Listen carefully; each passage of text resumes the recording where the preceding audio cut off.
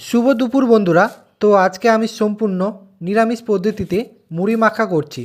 তার জন্য প্রথমে আমি কাঁচা লঙ্কা, শসা কুচি কুচি করে কেটে রেখেছি, আর সাথে রয়েছে বেগুনি, ঝুরি ভাজা, ছোট ছোট সাইজের এবং বড় সাইজের ঝুরি ভাজা রয়েছে। এবারে আমি মুড়িগুলো দিচ্ছি।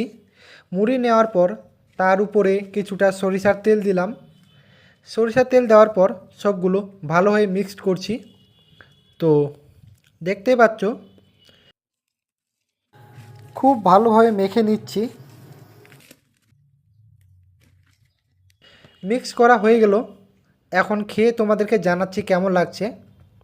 তো সত্যি অসাধারণ লাগছে খেতে। তোমরা চাইলে এভাবে বাড়িতে বানাতে পারো। সত্যি খেতে অসাধারণ লাগছে, সেটা ভিডিওটি দেখেই বোঝা যাচ্ছে। তো ধন্যবাদ বন্ধুরা, দেখা হচ্ছে পরবর্তী ভিডিওতে, এবং লাইক শেয়ার সাবস্ক্রাইব করে দেবেন।